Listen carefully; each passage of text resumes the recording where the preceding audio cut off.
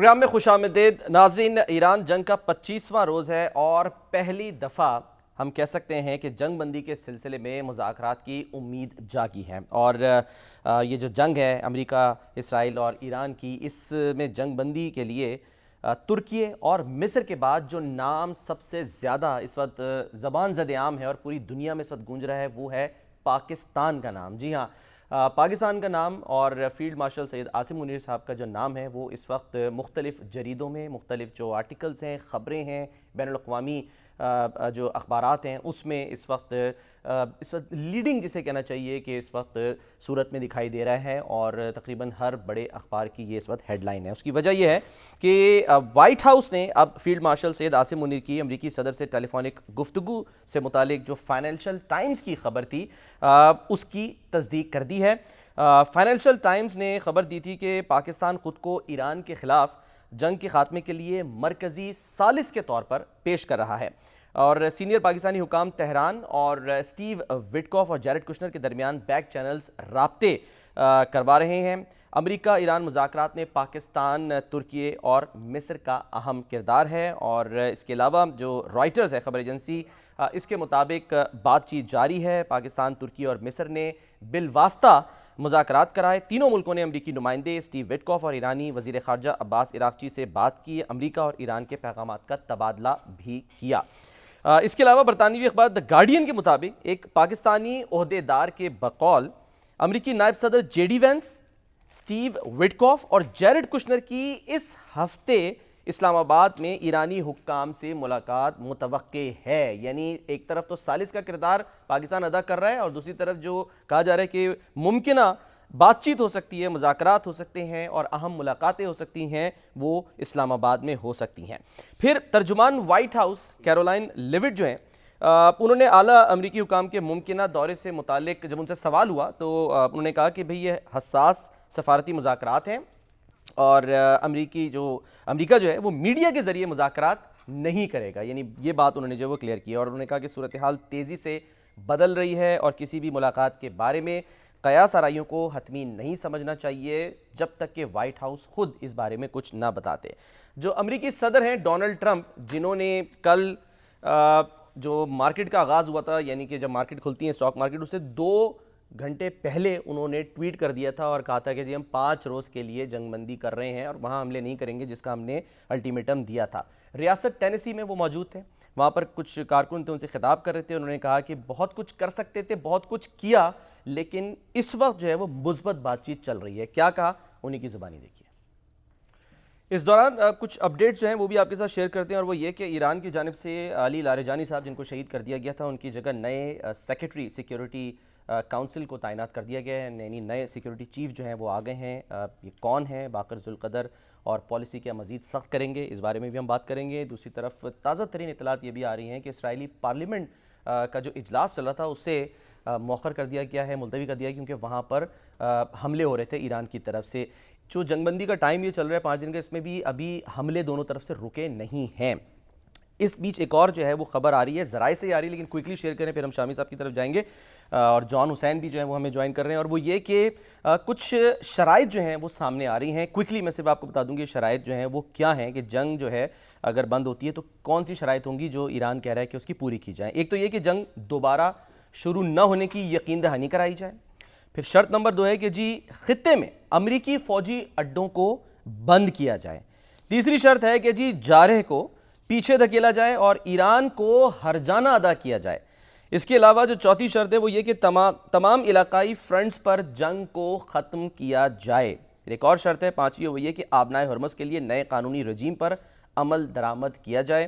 اور چھٹی اور آخری جو شرط ہے وہ یہ کہ ایران مخالف میڈیا آپریٹیوز کے خلاف قانونی کارروائی اور انہیں ملک بدر کیا جائے۔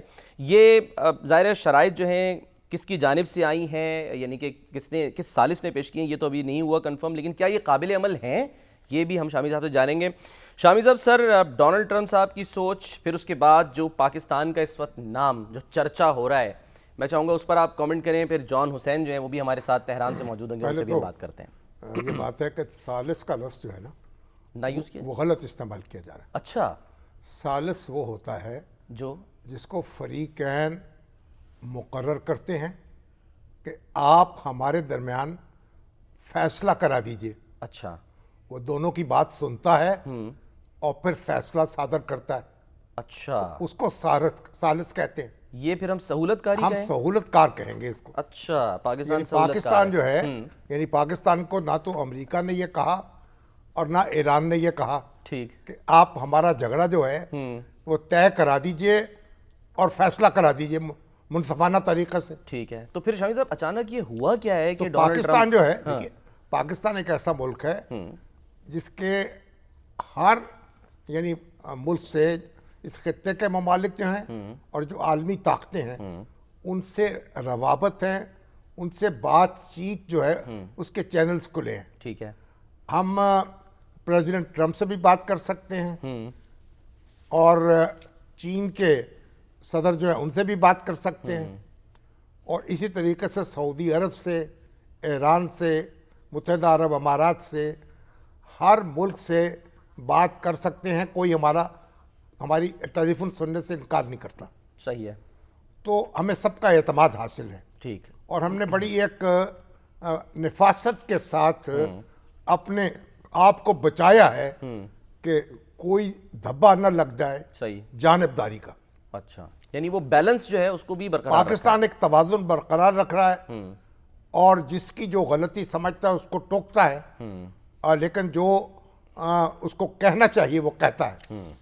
تو پاکستان جو ہے ایران پر جو حملہ ہوا ہے اس نے شدت سے مخالفت کی ہے، مذمت کی ہے. صحیح. اور ایران سے جو شکایات پیدا ہو رہی ہیں عرب ملکوں کو اس کے بارے میں بھی اس نے توجہ مبذول کرائی ہے. صحیح ہے. تو اس وقت آج ہمارے جو وزیر اعظم ہیں ٹویٹ کیا انہوں نے جو ٹویٹ کیا ہے انہوں نے بھی اس کی تصدیق کر دی ہے. یعنی یہ کہا ہے کہ ہم اس کے لیے تیار ہیں. ٹھیک ہے. تو اس کا مطلب یہ ہے اور وزارت خارجہ نے بھی یہ ہماری بیان جاری کیا. اب یہ بھی کہا جا رہا ہے کہ ترکیہ اور مصر بھی اس میں انوالو ہیں. بہرحال ایک بات تو واضح ہو گئی ہے کہ کچھ نہ کچھ بات چیت بالواسطہ طور پر ہو رہی ہے. ٹھیک ہے. اور وہ کیسے آگے بڑھے گی اور کس طریقے سے یہ جنگ بندی کو ممکن بنایا جا سکے گا. ابھی تو امریکہ نے صرف یہ کہا تھا کہ ہم جو تنصیبات ہیں پاور تیل پلانٹس، کی، جی ہاں، پاور پلانٹس ہیں ان پہ حملے نہیں کریں گے. 5 دن بالکل ٹھیک ہے. حملے بند کرنے کی بات نہیں کی تھی، صرف پاور پلانٹس پر، پاور پلانٹ. تنصیبات پر. ٹھیک ہے. اب ایران میں نے اپنے آپ کو روکا ہوا ہے. اب یہ دن گزر رہے ہیں ان میں جو رابطے ہیں، اب یہ بھی کہا جا رہا ہے کہ ایرانی جو پارلیمنٹ کے سپیکر ہیں ان سے بھی رابطہ ہے. باقر قالیباف. ہاں جی. اور اب وہ بھی اس کے اندر ایک اہم کردار ادا کر رہے ہیں. لیکن اب جو بھی صورت ہے پاکستان براہ راست بھی بات کر رہا ہے. ایران کے صدر سے بھی بات ہوئی ہے اور پریزیڈنٹ ٹرمپ سے فیلڈ مارشل عاصم منیر کی بات ہوئی ہے. تو اور پھر پرائم منسٹر کی مسعود پزشکیان صاحب پرائم منسٹر ان سے ہوئی ہے. اب دیکھنا یہ ہے کہ اب شرائط تو پیش کی جا رہی ہیں. پریزیڈنٹ ٹرمپ تو کہہ رہے ہیں کہ یورینیم انریچمنٹ جو ہے نہ صرف اس کو ختم کرنا ہوگا بلکہ جو یورینیم انریچ ہو چکی ہے اس کا ذخیرہ بھی ہمارے حوالے کرنا ہوگا. ہاں جی. اور اب ان کی اپنی شرائط ہیں، ایران کی اپنی شرائط ہیں. شامی صاحب ان شرائط پر بھی آتے ہیں، میں چاہوں گا ایک ایک کر کے آپ اس پہ ضرور جو ہے وہ کمنٹ کیجیے کہ کتنی قابل عمل ہے. جان حسین صاحب ہمارے ساتھ ہیں، ذرا ان کو ہم ویلکم کر لیتے ہیں. السلام علیکم جان. السلام علیکم، بہت بہت شکریہ سلمان صاحب اور شامی صاحب مجھے بلانے کے لیے. جان صاحب اب یہاں تو یہ خبریں گردش کر رہی ہیں کہ کوئی نہ کوئی بات چیت بالواسطہ صحیح اور ہو رہی ہے، رابطے ہو رہے ہیں. تو ایران میں کیا اس حوالے سے خبر ہے آپ کے پاس؟ شامی صاحب آپ نے خود نے بہت خوبصورت بات کی کہ ثالثی جو اس کے اندر ورڈ ہے وہ اپروپریٹ جو ہے وہ یوز کرنا چاہیے کہ ثالثی نہیں سفارتکاری جو آپ نے کہا میرے خیال میں جو صحیح سمجھ میں آیا. سہولت کاری ثالثی نہیں ہے، سہولت کاری ہے. تو انڈائریکٹ ٹاکس بالکل جو ملکوں کے ساتھ ہیں، جو ڈائریکٹ ٹاکس ہیں سوری جو ملکوں کے ساتھ ہیں، پاکستان کے ساتھ بھی بات ہوئی، رشیا کے سرگئی لیوروف کے ساتھ بھی بات ہوئی، آذربائیجان کے ساتھ بھی بات ہوئی، عمان کے ساتھ بھی بات ہوئی، ترکی کے ساتھ بھی بات ہوئی، ایجپٹ کے ساتھ بھی بات ہوئی. سارے ممالک کوشش کر رہے ہیں اور پاکستان بالخصوص کوشش کر رہا ہے کہ کسی طریقے سے امریکہ اور ایران کو ایک پیج پہ لے آیا جائے. لیکن یہاں جو مجھے معلومات حاصل ہوئی ہے, میں نے سب سے کنفرم بھی کیا, آفیشیل سے, مختلف اداروں کے آفیشیل سے کنفرم کیا ہے, انہوں نے مجھے کہا ہے کہ ایران نے آلریڈی کنڈیشنز دے دی ہیں, کسی سے بات نہیں ہو رہی ڈائریکٹلی امریکہ اور اسرائیل کے حوالے سے کہ امریکہ کے ساتھ ڈائریکٹ بات کی جائے. بیک ڈور چینلز بھی بند ہیں اس وقت. جو بیک ڈور ہوتا ہے کہ مطلب بات کر کے, آپ ظاہر ہے آپ کو تو بہتر پتا ہے, لیکن جو پیچھے سے جو باتیں چل رہی ہوتی ہیں وہ بھی اب پیچھے سے بھی باتیں جو ہے وہ نہیں ہو رہی, اور بالکل کوشش کی جا رہی ہے, لیکن کوئی بھی مثبت اس کے اندر جو رپورٹس ہیں وہ نہیں ہے, کیونکہ غالب صاحب نے خود تو ایکسپریس کیا ہے, اور عباس اراغچی نے خود بھی ٹویٹر پہ بھی پوسٹ کیا ہے کہ کوئی نیگوسیشن نہیں ہوں گی, لیکن جو اوور آل پالیسی ہے وہ مصطفیٰ خامنہئی, آیت اللہ مصطفیٰ خامنہئی کی جو پالیسی ہے کہ اڈے خالی کیے جائیں, دوسری جو شرائط ہیں وہ جو ہے وہ آلریڈی سیٹ کر دی ہے امریکہ کے لیے, تو اس کے اور حملے ابھی تک رکے نہیں ہیں. بائی دی وے ابھی بھی دمونا کے اوپر جب میں آپ سے بات کر رہا ہوں تو میرے پاس الرٹ آیا کہ دمونا کے اندر حملہ کر دیا ہے. 79 ویوز جو ہیں وہ لانچ ہو چکی ہیں ابھی تک, تو حملے ایران نے بھی نہیں روکے, حملے ابھی تک چل رہے ہیں. باقر غالباف صاحب جو ہیں وہ تو اس کو کہہ رہے ہیں یہ سب فیک نیوز ہے, اور کوئی جو ہے جو آپ نے بھی کہا ظاہر ہے وہ کہہ رہے ہیں کہ یہ تو ڈونلڈ ٹرمپ نے اس لیے کیا, یہ خبر بھی دی کہ جی تاکہ جو آئل پرائسز ہیں وہ نیچے آ سکیں. اور جیسے کہ میں نے آغاز میں بتایا کہ ٹھیک 2 گھنٹے پہلے ٹویٹ کیا تھا, یعنی مارکیٹ کھلنے سے پہلے ڈونلڈ ٹرمپ نے, تاکہ, اور اس کے بعد ہم نے دیکھا کہ اس کا اثر آیا. وہ الگ بات ہے کہ اب پرائسز کچھ دوبارہ اوپر چلے گئی ہیں, $100 پر فی بیرل سے تجاوز کر گئی ہیں. نہیں, اب تو یہ کوئی ایک بزنس بھی سلمان بن صاحب گیا آپ نے نا. بہت اچھی اب دیکھیں جان, یہاں تو یہ ہے کہ ادھر پریزیڈنٹ ٹرمپ اعلان کرتے ہیں کہ بھائی یہ بات چیت, یعنی ہم نے جنگ روکی ہے, حملہ نہیں کریں گے, اور $1.7 ٹریلین جو ہیں اس میں اضافہ ہو جاتا ہے اسٹاک ایکسچینج, بالکل, اور تیل کی قیمت جو ہے وہ 15% نیچے گرتی چلی جاتی ہے. اور پھر اس کے بعد جو دوسری خبر آتی ہے تو پھر اس میں ایک اضافہ ہو جاتا ہے. یہی تو سوال ہے. پھر جو غالباف اس میں صاحب جو کہہ رہے ہیں گین ہو رہا ہے, یعنی یہ بھی کہا جا رہا ہے کہ پریزیڈنٹ ٹرمپ اور ان کے حواری جو ہیں وہ تو اس سے پھر مال بنا رہے ہیں, یعنی دولت جو ہے ان کی اضافہ ہو رہا ہے اس میں. جی جان.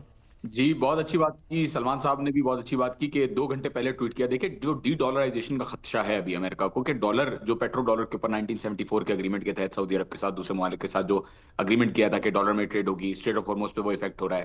چائنا کے پاس ریزروز بہت موجود ہیں, اور جنگ کے حوالے سے آلریڈی, کیونکہ امریکہ اسپیکولیشن پہ چلتا ہے, ان کی پوری اکانومی اسپیکولیشن کے اوپر بیسڈ ہے, تو ایک حد تک ہی یہ کنٹرول کر سکتے ہیں سائیکولوجیکلی مارکیٹ کو, ایک حد تک ہی انفلوئنس کر سکتے ہیں, کیونکہ اپنی خود کی بھی کریڈیبلٹی, ایک پریزیڈنٹ آف یونائٹڈ اسٹیٹس جب اسٹیٹمنٹ دیتا ہے اور اس کے بعد فوراً کچھ اور ہو جاتا ہے, تو ان کی خود کی کریڈیبلٹی بھی ہارم ہو رہی ہے. اور آپ نے بالکل صحیح کہا کہ ہم نے دیکھا ہے کہ آلدو انکریز ہوا اسٹاک ایکسچینج کے اندر, لیکن پھر حالات جو ہے وہ دوبارہ برے ہونا شروع ہو گئے. اب یہ ایسی خبریں دیتے رہیں گے شامی صاحب اور سلمان صاحب, مجھے لگتا ہے ایسی خبریں دیتے رہیں گے, لیکن پوائنٹ کوئی نہیں ہے, کیونکہ ایران نے کلیئر کر دیا ہے کہ یہاں پہ جو حالات ہیں اس حساب سے ایران جو ہے وہ ڈرائیونگ سیٹ پہ بیٹھا ہوا ہے, اور ایران ڈٹرمن کر رہا ہے کہ کس طریقے سے اس جنگ کا رخ جو ہے وہ کدھر جائے گا. اور لیکن جان جنگوں کے دوران یہ ہوتا تو ہے نا, ماضی میں بھی ظاہر ہے اگر کبھی بھی ہوا تو بیک چینل رابطے ہوتے ہیں, اور ڈونلڈ ٹرمپ نے خود حوالہ دیا کہ جی جس ایرانی اہلکار سے میری بات ہوئی ہے میں نہیں بتا سکتا وہ کون ہے, کیونکہ اگر بتا دیا تو اس کو شاید نشانہ بنایا جائے, مار دیا جائے ان کو. تو یہ بھی کیا یہ اسرائیل کی طرف ہی ظاہر ہے اشارہ سمجھے نا اس کو کہ وہ مار دے گا, کیونکہ ماضی میں, ابھی ریسنٹ ماضی میں یہی کیا ہوا 28 کو, ادھر مذاکرات چل رہے ہیں, خبر آ گئی کہ جی ایران تیار ہو گیا ہے سب کچھ روکنے کے لیے وہ اپنی انریچمنٹ, اور جناب ادھر جو ہے وہ حملہ کر دیتا ہے اسرائیل.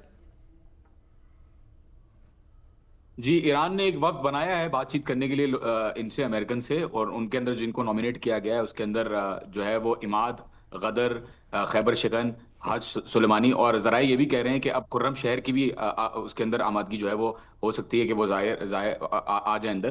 تو یہ ٹرمپ صاحب جو باتیں کرتے ہیں مجھے لگتا ہے کہ وہ اپنے آپ سے ہی خود سے ہی ڈیسائیڈ کر لیتے ہیں کہ وہ خود ہی نیگوشیٹ کر رہے ہیں, اور ڈیل بھی خود ہی بنا کے وہ بیٹھ جائیں گے. لیکن حالات انفارچونیٹلی, سلمان صاحب بالکل صحیح کہا آپ نے, ٹریڈیشنل ماڈلز میں نظر آتا ہے کہ بیک چینلز یوز ہوتے ہیں, اور ہوتے ہوئے نظر آیا ہے ہمیں ہسٹری میں بھی. لیکن ایران کی سچویشن اس وقت بہت مختلف ہے, کیونکہ یہاں پہ ایک تو 3 دفعہ پہلے بھی نیگوشیشنز کر کے, ایک دفعہ سکسیسفلی جے سی پی او اگریمنٹ کیا, اس کو پھاڑ دیا, 2 دفعہ جو ہے وہ جنگ کر دی, اور اب جو آیت اللہ علی خامنہئی کو شہید کیا ہے یہ بہت بڑا واقعہ ہے, یہ کوئی چھوٹا واقعہ نہیں ہے.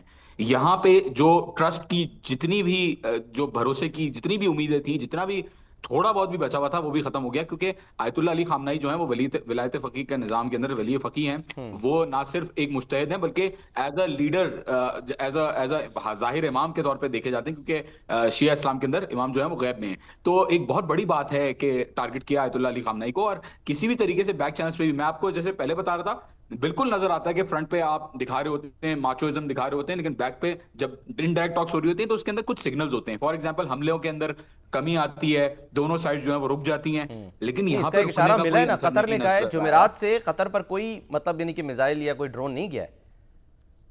آپ بحرین، کویت، سعودی عرب اور اسرائیل، ان چاروں کو دیکھ لیں. ان کے اندر کل رات کو بھی کویت کے اندر پاور جو ہے وہ ختم ہو گئی تھی کافی سارے علاقوں میں. یو اے ای کے اندر جو ہے وہ ہٹ کیا گیا. سعودی عرب کے اندر جو پرنس سلطان ایئر بیس ہے اس کو ہٹ کیا گیا. اسرائیل کے اندر بہت بڑے پیمانے پہ، اسرائیل تو کیونکہ رپورٹ نہیں کرتے، لوگوں کو لگتا ہے کہ صرف یہ مڈل ایسٹرن ممالک کے اوپر ہی مار رہے ہیں. بہت بڑے پیمانے پہ مختلف شہروں کے اندر 12 سے زیادہ شہر ہیں جن کے اوپر ایک ساتھ ٹارگیٹنگ کی گئی اور ایک ساتھ جو ہے وہ لانچز ہوئے ہیں اور ایک ساتھ لگے بھی ہیں امپورٹنٹ مقامات کے اوپر. انفیکٹ دمونا کے اوپر دوبارہ ہٹ کیا ہے.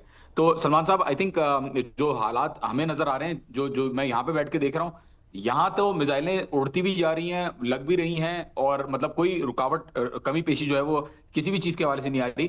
قطر کے حوالے سے جو آپ نے بات کی وہ صحیح کی، کیونکہ جہاں سے اٹیک ہوتا ہے وہیں پہ رسپانس ہوتا ہے. تو قطر اگر کل کو دوبارہ انگیج کرتا ہے، ان کے اسٹریٹو ٹینکرز، ان کے ریفیولرز دوبارہ انگیج کرتے ہیں اسرائیل اور امریکہ کو جو ہے وہ فیول دینے کے لیے، تو ظاہر ہے ان کے اوپر دوبارہ، یا وہاں سے اگر حملہ ہوتا ہے تو دوبارہ ان کے اوپر بھی کیا جان جائے گا. کوئکلی بتائیے گا، لیکن جو تہران میں ٹیکٹیکل یا ایران میں اوور آل کیا اس وقت سچویشن ہے؟ یعنی ظاہر ہے حملے ہو رہے ہیں، سب کچھ ہو رہا ہے، تو کیا چیزیں تہران میں کوئی رہائشی عمارتیں متاثر ہوئی ہیں، اور یہ خبر آ رہی ہے کہ لوگ بے گھر ہوئے ہیں اچھی خاصی تعداد میں. جی شامی صاحب، بالکل 40,000 میری جو معلومات ہے اس کے حوالے سے 40,000 کے قریب جو سٹرکچرز ہیں، اس سے زیادہ بلکہ سٹرکچرز کو ہٹ کیا گیا، ڈیمیج کیا گیا، ڈسٹروائے کیا گیا، جن میں سے 90% جو ہے وہ ریزیڈینشیل یونٹس ہیں، ریزیڈینشیل علاقے ہیں. اس کے ساتھ 250 کے قریب ہاسپٹلز، میڈیکل فیسلٹیز، فارمیسیز اور آئی سی آر سی کے آفیسز، ریڈ کرسنٹ سوسائٹی کے آفیسز، ریسکیو ٹیمز، 48 ایمبولینسز، 208 بچوں سے زائد بچوں کو شہید کر دیا گیا ایک بلڈنگ کے اندر. تو تہران میں ایسا حملہ کیا کہ 7 بچے تھے، 7 کے ساتھ جو ہے وہ شہید ہو گئے. اور بالکل حملے جو ہے وہ اسرائیل اور امریکہ کر رہے ہیں، اور شدت کے اندر. بہرحال جو اٹیک کیا ڈیمونا کے اوپر، جو اٹیک کیا اور آہت کے اوپر جو اٹیک کیا، اس کے بعد وہ جو اٹیک تھا وہ بڑا خطرناک تھا. اس کے بعد اتنے زیادہ حملے نہیں ہوئے. اس کے بعد صرف خرم آباد کے اندر اور اصفہان کے اندر جو گیس اسٹیشن ہے اور جو اتھارٹی بلڈنگ ہے گیس کی، اس کے اوپر ہٹ کیا گیا. بالکل صحیح کہا آپ نے، لوگ بے گھر تو نہیں ہوئے ہیں، لوگ کا گھر گیا ہے، لیکن ان کو گھر کے ریپلیسمنٹ کے طور پہ جو دوسرے علاقے ہیں، کیونکہ ایران ایک بہت بڑی جگہ ہے، 1.6 ملین اسکوائر کلومیٹرز کا ایریا ہے، تو دوسرے علاقوں میں حکومت نے گھر بھی دے دیے ہیں. ہوم لیسنس بالکل بھی میں سچ کہوں گا نظر نہیں آ رہی. ہاں گھروں کی ڈسٹرکشن نظر آ رہی ہے، لیکن بے گھر ہوتے ہوئے لوگ نظر نہیں آ رہے. ان کو لوگوں کو شفٹ بھی کر دیتی ہے حکومت، اور معاوضہ بھی دیا گیا ہے لوگوں کو. ساتھ ہی ساتھ بچوں کو 20 ملین ریال ہر مہینے ملیں گے 2 سال تک، جو بھی بچہ بھی پیدا ہوتا ہے، اور مفت علاج اور دوسری چیزیں، ارزہ جو ملتا ہے ایرانیوں کو، وہ بھی چل رہا ہے. جون یہ بتائیں کہ جو علی لالے جانی کی جگہ جو محمد باقر ذی القدر جو مقرر ہوئے ہیں، ان کے بارے میں کیا کہیں گے آپ؟ ان کو کیا معتدل مزاج سمجھا جاتا ہے یا ایک سخت انقلابی ہیں؟ شامی صاحب بہت اچھا سوال ہے، اور بہت سخت انقلابی ہیں. دیکھیں یہ ڈپٹی کمانڈر ان چیف رہے ہیں آئی آر جی سی کے، رمضان گیریسن کے یہ ہیڈ رہے ہیں، کمانڈر رہے ہیں آئی آر جی سی میں خود سے، انٹیریئر منسٹری میں یہ رہے ہیں، جسٹس ڈپارٹمنٹ میں یہ رہے ہیں. ان کا جو ایکسپیرینس ہے وہ بہت زیادہ ڈائریکٹلی انوالو رہا ہے، اسپیشلی بسیج کو ہینڈل کرنے میں، اور جو حزب اللہ اور دوسرے گروپس کو ہینڈل کرنے میں انہوں نے ڈائریکٹلی کردار ادا کیا ہے اپنا. تو علی لاریجانی تو پھر بھی اصلاح پسند تھے، وہ ریفارمسٹ تھے، انہوں نے انقلابی تھے لیکن ریفارمسٹ تھے. یہ جو ہیں وہ ریفارمسٹ نہیں ہیں، یہ بالکل سخت انقلابی، اور ان کے اندر بالکل بھی ان کمپرومائزنگ کہا جاتا ہے. یہ بات بھی نہیں کریں گے کسی سے امریکن سے، جس حوالے سے مجھے تفصیلات موصول ہوئی ہیں. تو ایک لیڈر جب جاتا ہے اس کو ریپلیسمنٹ میں ایک اور سخت لیڈر جو ہے وہ ایران میں سامنے نظر آتا ہے، ہمیں آتا ہوا. ٹھیک ہے جان، بہت بہت شکریہ آپ کا، بہت بہت شکریہ، اپنا خیال رکھیے گا. تو ایک کے بعد ایک شامی صاحب، ظاہر ہے لیڈر تو جا رہے ہیں، اور وہی والی بات کہ جو سینئر لیڈر تھے ان کی جگہ پہ یہ لوگ آ رہے ہیں. یہ بھی ظاہر ہے ڈیفینیٹلی جو بتایا تو یہ جا رہا ہے کہ یہ 1954 میں صوبہ فارس کا شہر ہے فسا، وہاں پر پیدا ہوئے، اور جیسے کہ جان نے بھی بتایا پاسداران انقلاب سے وابستہ رہے، بعد میں سرکاری عدالتی عہدوں پر جو ہیں وہ فائز رہے، اور عراق جنگ میں بھی حصہ لیا. جی ہاں بالکل، اور فوجی کمان میں تیزی سے ترقی کی، اور پاسداران انقلاب میں بھی پہلے چیف آف سٹاف اور پھر ڈپٹی کمانڈر کے عہدے تک پہنچے، اور محمود جو احمدی نژاد ہیں جی جی ان کے نائب وزیر داخلہ بھی رہے جی ہاں ان کے دور میں، تو عدلیہ میں بھی رہے، اچھا یعنی چیف جسٹس جو صادق لاریجانی ہاں ہیں جی ہاں جی ان کے نیچے بھی کام کیا انہوں نے. اچھا تو ایک بڑا ایران میں ایک وسیع تجربہ ہے، یعنی وہاں اس طریقے سے جیسے ہمارے یہاں ہے، وہاں آپ فوج میں بھی خدمات انجام دے رہے ہوتے ہیں، عدلیہ میں بھی کام کر سکتے ہیں اس صحیح کے ہے. بعد، اور اس کے بعد آپ انتخاب بھی لڑ سکتے ہیں.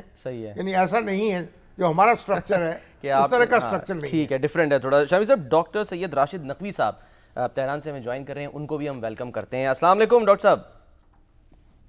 جی وعلیکم السلام ورحمۃ اللہ. ڈاکٹر صاحب کیا خبر ہے آپ کے پاس؟ یہ تو مذاکرات کی بات ہو رہی ہے اور بات چیت کی بات ہو رہی ہے، وہ کچھ تیاری نظر آتی ہے تہران میں؟ جی صبح بھی حملے ہوئے ہیں جی، تہران میں بھی اور اصفہان میں بھی حملوں کی خبریں ہیں. تو حملوں کی خبریں تو بہت تیز ہیں، لیکن مذاکرات کی خبروں پہ تو تردید ہی ہمیں نظر آئی ہے. ایرانی آفیشل اور ایرانی میڈیا تو یہی کہہ رہا ہے کہ یہ ٹرمپ کے جھوٹوں میں ایک اور اضافہ ہے، اور وہ اپنی فیس سیونگ کے لیے اور اپنی ڈومیسٹک اور بالخصوص جو اقتصادی اس وقت ایک بحران جس سے پوری دنیا دوچار ہے اور ہونے والی ہے، اور وہاں پہ جو آئل کی پرائسز ہیں، یا وہاں پہ جو خود امریکہ کے اندر جو ٹرمپ کے خلاف آوازیں اٹھ رہی ہیں، یا خود بعض لوگ تو یہ کہہ رہے ہیں کہ وہ اپنے بعض ذاتی جو تجارتی مفادات ہیں ان کے لیے بعض ایسے بیانات دیتے ہیں، اور اس کے بعد پھر واپسی بھی، یو ٹرن بھی ان کا جو ہے وہ دورہ امتیاز ہے. تو مذاکرات تو پہلے بھی ہوتے رہے ہیں. شامی صاحب آپ تو بڑے سینئر صحافی ہیں، جانتے ہیں کہ یہ جو سامراج کا جو انداز ہوتا ہے وہ ہر ہیلے بہانے سے اپنے مقاصد حاصل کرتے ہیں. وہ کبھی جنگ، کبھی مذاکرات، کبھی ڈیل، کبھی فلاں. تو میں سمجھتا ہوں کہ یہ والا مسئلہ بھی، یہ اس طرح کی مذاکرات کے ذریعے سے اگر حل ہوتا تو پہلے تو مذاکرات میں امریکہ حملہ ہی نہ کرتا.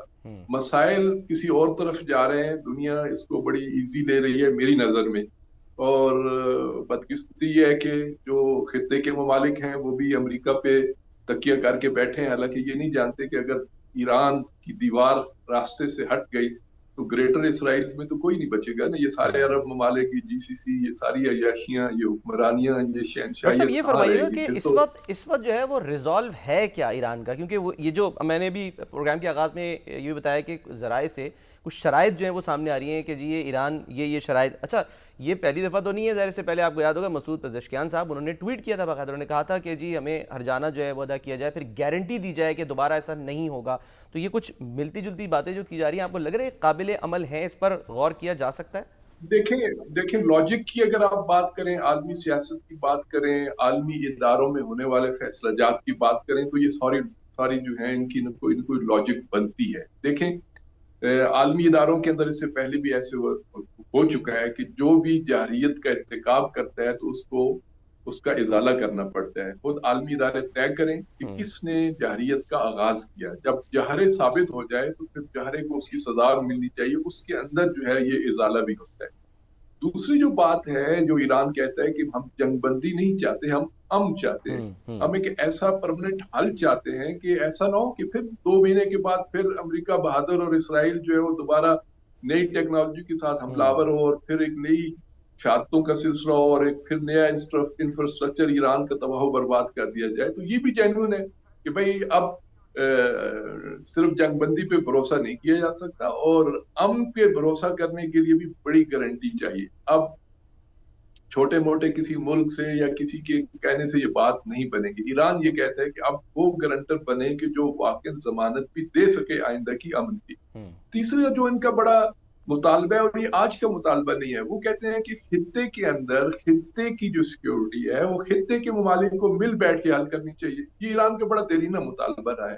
تو یہ جب یہاں پہ اڈے بنتے ہیں، یہ جو بیسز ہیں امریکن کی، یہ تو انوالومنٹ ہے اس خطے کی سیکیورٹی کے اندر بھی، سیکیورٹی کے معاملات کے اندر بھی. لہٰذا یہ بھی جینوئن مطالبہ ہے کہ ان بیسز کو اب ختم ہونا چاہیے، ان کی اب کوئی وہ نہیں ہے. پھر یہ کہ وہ جو عرب ممالک یہ سمجھتے تھے کہ یہ ان کے دفاع کے لیے ہے، تو اب ان پہ بھی یہ ثابت ہوا کہ یہ بیسز अरब ममालिक के या जिन ममालिक में बनाए गए हैं, ये उन ममालिक के दिफा के लिए ठीक नहीं है, ये बुनियादी खलीजी तौर पर ममालिक इसराइल की जो पॉलिसी है उसमें भी कोई पैराडाइम शिफ्ट आ सकता है इस जंग के बाद, यानी इसकी जंगबंदी के बाद? इस पर भी हम बात करेंगे, लेकिन क्विक ब्रेक लेते हैं। ब्रेक के बाद हम वापस आते हैं, हमारे साथ रहिए।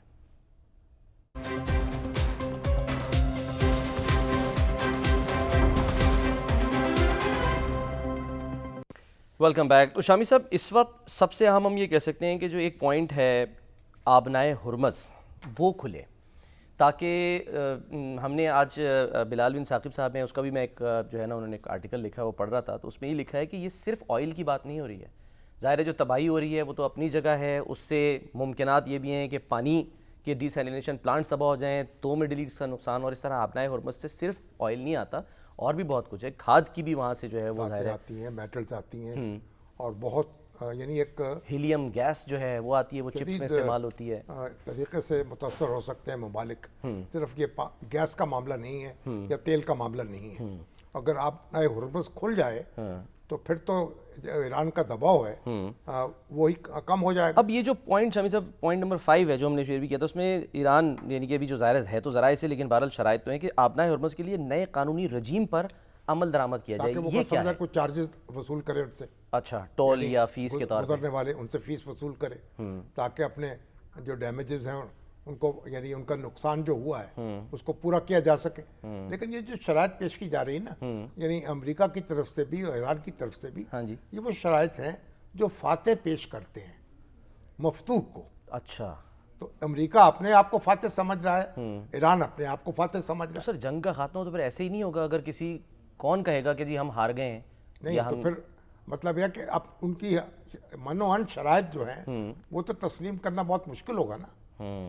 यानी 100% शराइत तो नहीं मानी जा सकती ठीक कि आपको हरजाना भी दे दिया जाए, जमानत भी दे दी जाए, और जो आप काम कर रहे थे वो काम भी करते रहें, एनरिचमेंट भी करते रहें। तो ये और वो कहते हैं कि हम सारा जो आपका एनरिच यूरेनियम है वो भी लेके जाएंगे, आपके पास छोड़ेंगे नहीं। तो कोई रास्ता तो दरमियान निकालना पड़ेगा ना, तो वगरना तो फिर जारी रहेगी जंग। पाकिस्तान के लिए शाहिद साहब इस वक्त कितना ये चैलेंजिंग होगा, क्योंकि ज़ाहिर है अगर वही वाली बात है कि सहूलतकारी पाकिस्तान कर रहा है, आपको लग रहा है वाकई इस्लामाबाद में हो सकती है कोई मुज़ाकरात मीटिंग हो सकती है? में बातचीत हो सकती है, लेकिन सवाल ये है कि ये तो फरीकैन जो हैं अपने आप को असेस करते हैं ना कि वो कहाँ खड़े हैं, अच्छा, और कहाँ तक आगे जा सकते हैं। कौन से अवामिल होते हैं शामी साहब जो फिर मजबूर करते हैं फरीकैन को पीछे हटने पे? ज़ाहिर है कि अगर उनका स्टेमिना कम हो रहा है, अच्छा, अगर उनके रिसोर्सेज कम हो रहे हैं, उनके नुकसान में इजाफा हो रहा है, तो उसको वो असेस करेंगे ना। ठीक है, तो अगर उस असेसमेंट के बाद फिर एडजस्टमेंट करेंगे। अच्छा, तो शराइत तो एक दूसरे की उसी वक्त मानी जाएंगी ना, बिल्कुल, जब आप मैदान जंग में अपने आप को मनवा चुके। अच्छा, और अगर आप बराबर बराबर छूट गए तो फिर बराबर बराबर शराइत होंगी। तो यहाँ तो स्टेलमेट सिचुएशन पे ही लग रहा है कि बात यानी खत्म होगी। यहाँ कौन मतलब अभी कहेगा तक कि तो हम कुछ कह नहीं सकते, क्योंकि ईरान जो है, भला ईरान का मज़ाहमत जारी रखना यही उसकी जीत है, सर्वाइवल और अमेरिका जो है, अब जाहिर है कि तमाम तर दबाव अमेरिका पर है, राय अम्मा उसके खिलाफ हो रही है। खुद प्रेसिडेंट ट्रंप जो है वो कभी एक बात करते हैं, कभी दूसरी बात करते हैं, तो अमेरिकन पब्लिक ओपिनियन भी सपोर्ट नहीं कर रही, उनके एलाइज भी इसको सपोर्ट नहीं कर रहे। उन्हीं के जो शामी साहब जुमले हैं डोनाल्ड ट्रंप के, वो उन्हीं को लौटाए जा रहे हैं। ईरान की जो खातुमुल अंबिया मरकज़ी वो जो है हेडक्वार्टर है, उसके मिलिट्री तर्जुमान इब्राहिम जुल्फ़िकारी, उन्होंने, जो ज़ाहिर है वो गाहे बगाहे अपडेट करते रहते हैं, तर्जुमान है ज़ाहिर है फ़ौज के, उन्होंने डोनाल्ड ट्रंप को उन्हीं की ज़बान में कुछ कहा, उनको कहा कि जी ट्रंप यू आर फायर्ड। ज़रा पहले सुनते हैं कि ये किस रेफरेंस के तहत उन्होंने ये कहा। पहले देखिए इब्राहिम साहब जो वो क्या कह रहे हैं। असल में वो याद दिला रहे हैं डोनाल्ड ट्रंप को, हर एक को फायर करते हैं ना। हाँ जी, वो असल में जो टीवी शो आता था, रियलिटी शो द अप्रेंटिस के नाम से बड़ा मशहूर, जहाँ से डोनाल्ड ट्रंप मशहूर हुए थे, तो उसमें वो हर एपिसोड के इख्तिताम पर एक जो कैंडिडेट होता था उसको वो निकालते थे। ज़ाहिर है उसका फॉर्मेट था शो का, उसको कहते थे कि यू आर फायर्ड। तो ज़रा नाजरीन की याद दहानी के लिए दिखाते हैं कि डोनाल्ड ट्रंप जो हैं वो क्या कहा करते थे, किस अंदाज में कहा करते थे। यहाँ तक कि इतना ये जुमला उनको अच्छा लगा या मशहूर हुआ कि अपनी जो सदारती मुहिम थी उसमें भी वो इसको इस्तेमाल करते दिखाई दिए। देखिए, कमाला हारिस तक को उन्होंने कह दिया कि यू आर फायर्ड। अब देखिए अमेरिकी कौम कब कहती है उनको कि यू आर फायर्ड। अब सर मिड टर्म इलेक्शन आ रहे हैं, आपका मिड टर्म इलेक्शन में उस फायर ना हो जाए वो। अच्छा, ये इस बात के हैं शमी साहब, असरात आपको लगता है कि पड़ेंगे कि जो पब्लिक ओपिनियन सर्वे आ रहे हैं हाँ जी। वो तो यही बता रहे हैं। लेट्स सी, अब देखते हैं। अच्छा शामी साहब, कल भी हम प्रोग्राम में जिक्र कर रहे थे, मैं चाहूँगा थोड़ा सा ज़रा उसको, उस नुक्ते को ज़रा एलेबोरेट कर दें कि इसको बड़ा आसान लिया जा रहा था और कुछ अब आर्टिकल्स भी लिखे जा रहे हैं कि हाइड्रो वॉर क्राइम जो है ना वो किया जा रहा है। अब तो आप देखें ना कि ये खबर जो आई है कि कुवैत से अमारा तक, यानी जो यहाँ पानी नहीं है ना खलीज में, हाँ जी। तो जो समंदर का पानी है और जो ज़ेरे ज़मीन पानी है वो भी खारा है। बिल्कुल। उस पानी को साफ किया जाता है हाँ जी। डिसैलिनेशन प्लांट्स के जरिए से। तो कुवैत से अमारात तक 400 डिसैलिनेशन प्लांट्स नस्ब हैं। अच्छा। और 90% पानी की ज़रूरियात जो हैं वो उनसे पूरी होती हैं। ठीक है। अब देखिए, कहते हैं अमारात जो है उसमें 42% और कुवैत में 92%, 92%। सर ओमान में कहते- 86%। हाँ जी, 86 से 90%। हाँ जी। कतर में 90%। हाँ जी। सऊदी अरब में 70%। हाँ जी। बहरीन यानी में ये 85। पानी जो है, इस पानी से डिसैलिनेटेड पानी जो है वो इस्तेमाल होता है। और अगर आइंदा 10 साल में सऊदी अरब का प्लान है कि वो 80 अरब डॉलर जो है वो इन्वेस्ट करेगा पानी को साफ करने के लिए, मजीद। अच्छा। डिसैलिनेट करने के लिए। ठीक है। और इसी तरह आप देखें तो जो पानी की जो जरूरियात हैं, कतर 2 लाख क्यूबिक मीटर पानी रोजाना हासिल करता है और यूएई जो है उसमें 100 मिली मीटर जो है उनसे भी कम बारिश होती है साल में। ओहो, बारिश तो होती नहीं है कहीं वहाँ। ना होने वाली होगी ना बात, बिल्कुल। तो इसलिए अब आप ये देखें, और पानी जो है हमारे इन इलाकों में पानी बड़ी कसरत से इस्तेमाल करते हैं अरब भाई। वो कहते हैं कि जो दुनिया में 160 लीटर 180 लीटर पानी एवरेज में एक शख्स इस्तेमाल करता है, तो ये 560 लीटर पानी जो है एक शख्स इस्तेमाल करता है। ओह, 5 गुना हो गया ये तो। हाँ जी। हाँ, 5 गुना ज्यादा पानी। और उसकी ये क्या जो वजह है? अमेरिका और कनाडा के बाद नहीं, ये वैसे सवाल है, सऊदी ये अरब क्यों करते हैं? यानी इसे तहारत के लिए, नहाने के लिए, 5 वक्त के वजू वजू के लिए। हाँ। तो अमेरिका और कनाडा जो है उसके बाद सऊदी अरब पानी इस्तेमाल करने वाला तीसरा मुल्क है। ओहो।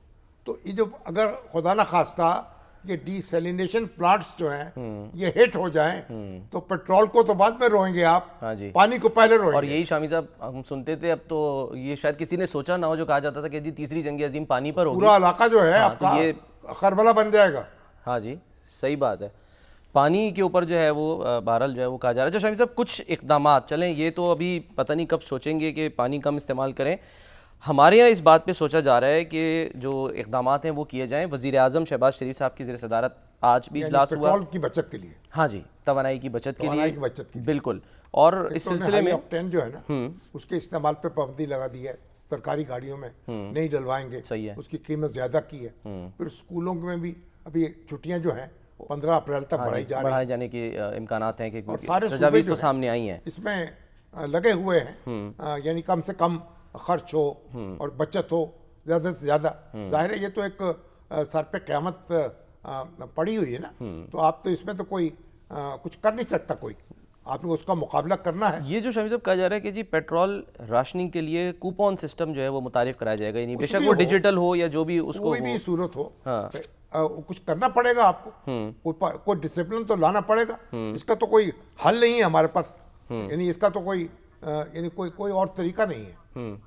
राशनिंग भी करनी पड़ेगी अगर ज़रूरत पड़ गई। अच्छा। और उसके लिए भी तैयार रहना चाहिए। अच्छा, और सिंध हुकूमत भी कह रही है कि जी स्मार्ट लॉकडाउन हम कर सकते हैं। नासिर हुसैन शाह साहब कह रहे हैं, वो कह रहे हैं जी 60% फ्यूल तो पहले हमने सरकारी गाड़ियों का वहाँ पर भी कम आगे किया। याद आएंगे लोगों को अच्छा, पुराना दौर, पुराना दौर, पत्थर का साइकिल, फिर साइकिल चलाइए, सेहत भी अच्छी हो जाएगी।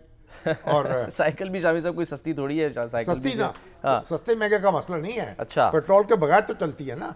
हाँ, ये तो है। बहुत से लोग अभी चला रहे हैं। शमी साहब, मैं थोड़ा सा चाह रहा हूँ तारीख का एक हवाला देते हुए, हम बहुत ज़ाहिर नाम सुन रहे हैं प्रोग्राम के शुरू से ही कि जी पाकिस्तान जो है वो सहूलतकारी कर रहा है।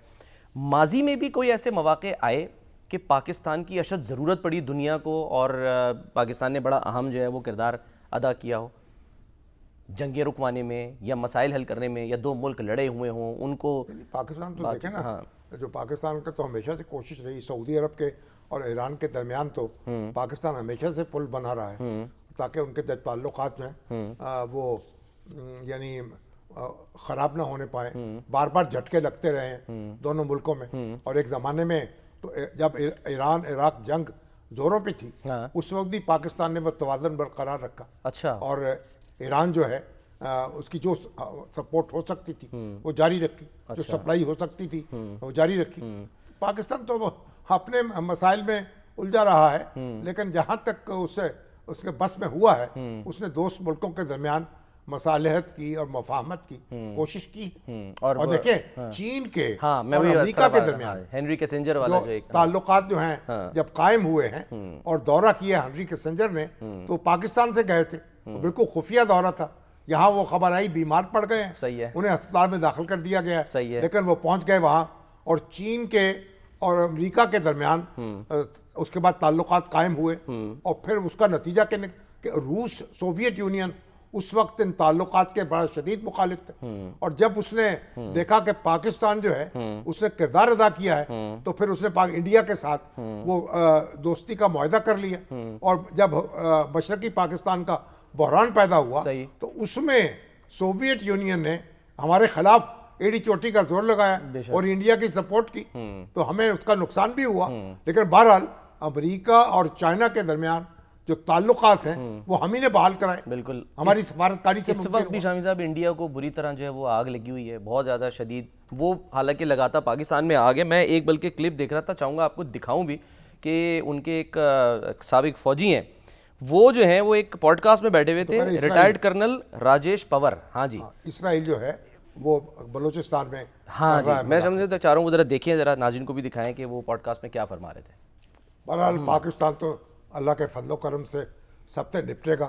وہاں ظفر علی خان کا شعر ہے, زمیندار ایک آپ اتنے مگر اوج صحافت پر, یہ ہمارا تکل لڑے گا آپ کی ساری پتنگوں سے. پاکستان بھی لڑے گا انشاءاللہ. دیکھیے کہ اسلام آباد سے ایک بڑی اچھی خبر آئی ہے. ہمارے دوست عامر ذوالفقار, انسپیکٹر جنرل پولیس رہے پنجاب کے, اور بڑے ایک شان کے اور آن بان کے یعنی پولیس آفیسر تھے, بلکہ ابھی ہیں, ابھی ریٹائرمنٹ نہیں ہوئی, چندنا باقی ہیں, چند ہفتے باقی ہوں. اب ان کو پرموٹ نہیں کیا گریڈ 21 سے 22 میں, اور وہ گئے ہائی کورٹ. اور بھی دوستوں اور بھی کئی افسر ہیں جنہوں نے درخواستیں دی ہائی کورٹ میں.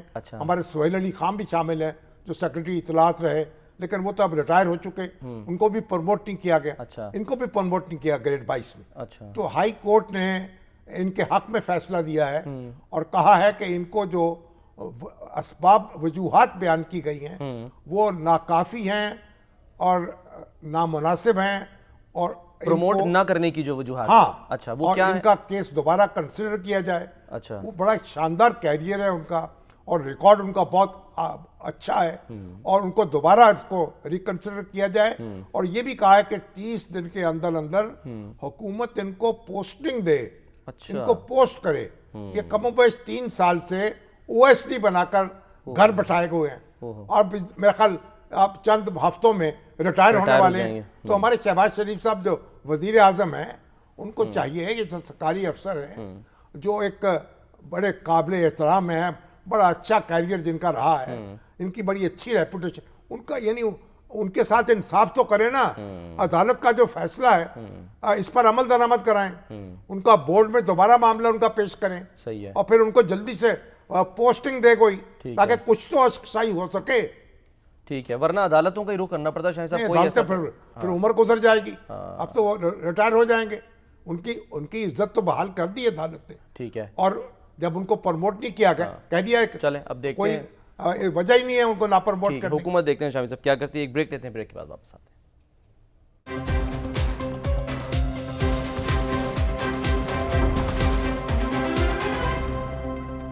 پروگرام کا وقت ختم ہوتا ہے. ناظرین اپنا خیال رکھیے, اللہ حافظ.